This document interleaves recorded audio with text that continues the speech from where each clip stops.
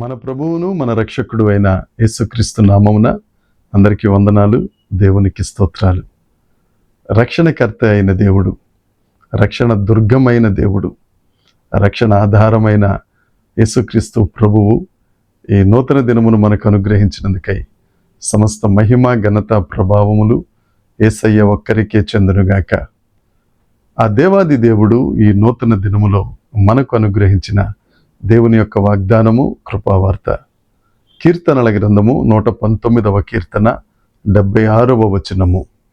నీ సేవకునికి నీవిచ్చిన మాట చొప్పున నీ కృప నన్ను ఆదరించునుగాక. దేవునికి స్తోత్రం కలుగునుగాక, దేవునికి మహిమ కలుగునుగాక.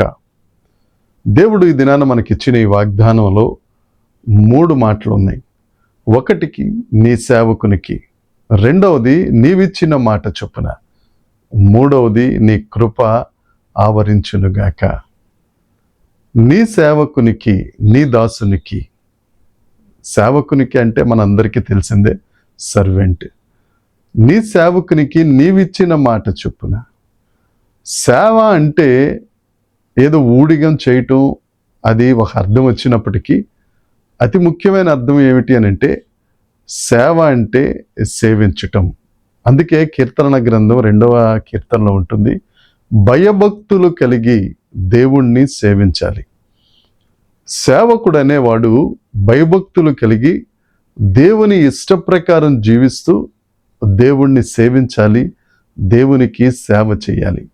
అయితే ఈ రోజుల్లో భయభక్తులు లేకపోతే దేవుని సేవకులు నడుస్తున్న విధానం, ఇవన్నీ మనం పరిగణలోనికి తీసుకుంటే ఒకంత వేరే అర్థం వచ్చినప్పటికీ పరిశుద్ధ లేఖనాలు చెప్తున్న వాగ్దానం మాత్రం, మాటలు మాత్రం నీ సేవకునికి నీవిచ్చిన మాట చొప్పున. దేవుని సేవకునికి, ఎవరైతే ఆయన ఇష్టానుసారంగా ఆయనను సేవిస్తారో, ఎవరైతే వినయ విధేయతలు కలిగి దేవుణ్ణి ఆరాధిస్తారో, ఎవరైతే దేవుని ఇష్ట ప్రకారం ఆయన సన్నిధిలో నడుచుకుంటారో వారికి దేవుడు ఒక మాట ఇస్తారు. ఆ దేవుడు మనకు మాట ఇచ్చే దేవుడు. మన దేవుడు మనకు వాగ్దానం చేసే దేవుడు. ఆయన నమ్మదగిన దేవుడు, మాట ఇచ్చి తప్పే దేవుడు కాదు. ఆయన మాట ఇచ్చిన తరువాత దాటిపోయే దేవుడు అంతకంటే కాదు.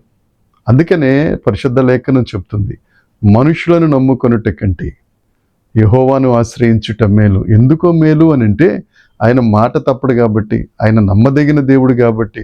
ఒక మాటలో చెప్పాలి అని అంటే ఆయన దేవుడు కనుక. ఆ దేవుడు మాట ఇస్తున్నాడు. ఏమని? నీ కృప ఆదరించునుగాక.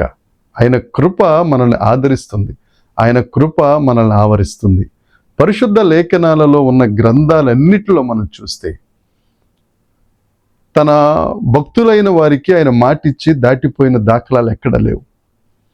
అబ్రహామును దేవుడు తన దేశం నుండి పిలిచి, నీవు నీ దేశాన్ని, నీ సొంత ఊరిని, నీ ప్రజలను, నీ కుటుంబాన్ని విడిచి వస్తే నేను నిన్ను ఆశీర్వదిస్తాను అని వాగ్దానం చేశాడు.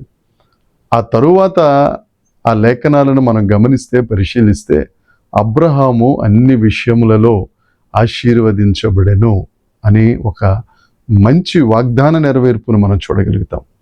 దేవుని యందు ప్రియమైన వారలారా, అదే దేవుడు నీతో మాట్లాడుతున్నాడు. నువ్వు ఆయనను నమ్ముకుంటే, నీవు ఆయన సేవ చేస్తే, ఆయనను సేవిస్తే, ఆయన ఇష్ట ప్రకారం నువ్వు బ్రతికితే నేను నిన్ను ఆశీర్వదిస్తాను. పరిశుద్ధ గ్రంథంలో ఉన్న వాగ్దానాలన్నీ నీ కొరకే కదా. నీవు నమ్ముకున్నట్లయితే, నువ్వు నా మీద ఆధారపడినట్లయితే నేను నిన్ను ఆశీర్వదిస్తానని దేవుడు చెప్తున్నాడు. అబ్రహామును ఆశీర్వదించిన దేవుడు, మోషేను ఆశీర్వదించిన దేవుడు, ఇస్సాకును ఆశీర్వదించిన దేవుడు నిన్ను కూడా ఆశీర్వదిస్తాడు. అలాగే యోహాను సువార్తలో ఒక వాగ్దానం ఉంది, నిత్య జీవము అనుగ్రహించుటయే దేవుని యొక్క వాగ్దానం. ఆయన నిత్య జీవమును నీకు అనుగ్రహిస్తారు. నువ్వు పాపము చేసి దేవుడు అనుగ్రహించే మహిమను పోగొట్టుకున్నావు. ఆ మహిమ తిరిగి ఇవ్వడానికి ఆయన పరలోకమును విడిచిపెట్టి ఈ భూమి మీదకి వచ్చి నీ కొరకు ప్రాణమిచ్చి, నీ కొరకు సిలువలో మరణించి తిరిగి లేచి అందరూ చూస్తుండగా ఆరోహణమైపోయిన దేవుడు ఆయన మరలా తిరిగి రాబోతున్నాడు. నువ్వు ఆయనను నమ్ముకున్నట్లయితే ఆయన నీకు నిత్య జీవాన్ని ఇస్తాడు. ఎందుకు అని అంటే ఆయన ఒక్కడే నిత్య జీవ ప్రదాత కనుక ఆయన్ని నమ్ముకుంటేనే ఆ మాట తన సేవకునికి ఆ మాట ఆయన ఇచ్చి తన కృప ఆవరించేటట్లు, తన కృప ఆదరించేటట్లు ఆయన చేస్తున్నాడు. ఆయన కృపా సమృద్ధిని నీ మీద కృమ్మరిస్తారు ఆ వాగ్దానాలు జరిగేటట్టు. కీర్తనల గ్రంథము 30వ కీర్తన 5వ వచనంలో చెప్తుంది పరిశుద్ధ లేఖనం, రాత్రంతా ఏడుపున్నా కానీ ఉదయాన్న సంతోష గానాలు అనుగ్రహించే కృప కలిగిన దేవుడు మన దేవుడు. నువ్వు మనుషుల్ని నమ్ముకుంటే మనుషులు నీ చేయి పట్టుకున్నట్టే పట్టుకుంటారు, నిన్ను తోసేసి పరిగెడతారు. కానీ దేవుడు అలా కాదు, నీ కొరకు ప్రాణం పెట్టిన దేవుడు, నిన్ను విడువని దేవుడు, నిన్ను ఎడబాయని దేవుడు. ఆయన నిన్ను తన సేవకునిగా చేసి నీకు ఒక మాట ఇచ్చి ఆ మాట నెరవేర్చుటకు ఆయన కృప నీ పట్ల విస్తరింప చేయుచున్న దేవుడు. రా దేవుని దగ్గరికి.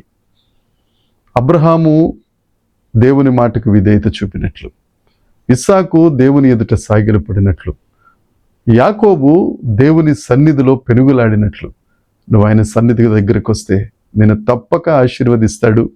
ఆ ఆశీర్వాదము, ఆ వాగ్దానం నెరవేరినట్లు నీ పట్ల కృప విస్తరించునుగాక, ఆ కృప నిన్ను ఆదరించునుగాక, ఆ కృప నిన్ను నడిపించునుగాక. దేవునికి స్తోత్రం కలుగునుగాక. ఆమేన్. ప్రార్థన చేద్దాం. పరలోకమందున్న మా తండ్రి పరిశుద్ధుడా, కృప కలిగిన దేవుడా, నీకు వందనాలు ప్రభువా.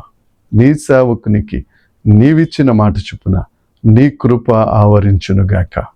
దేవను మాకిచ్చిన మాట నెరవేర్చుట కొరకై మమ్మలను నీ సేవకులుగా సేవకురాళ్ళుగా చేసుకుని ప్రభువా, మాట నెరవేర్పు కొరకు, ఆ వాగ్దాన నెరవేర్పు కొరకు నీ కృప చేత మమ్మలను ఆవరించుచున్న దేవుడా, నీకే మహిమ చెల్లిస్తున్నాం. నీ కృపలో ప్రభువా నీతో అతి సన్నిహితంగా ఉంటూ దేవని చిత్తమును నెరవేరుస్తూ ఆధ్యాత్మిక ఆశీర్వాదములు పొందుకొనిన వారమై దేవని రాజ్యము చేరువారిగా మమ్మల్ని చేయమని, మహిమ పొందుమని యేసుక్రీస్తు నామమున ప్రార్థించి అడిగి వేడుకొనుచున్నాము తండ్రి.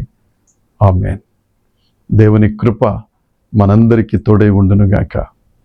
ఆమేన్, ఆమేన్, ఆమేన్.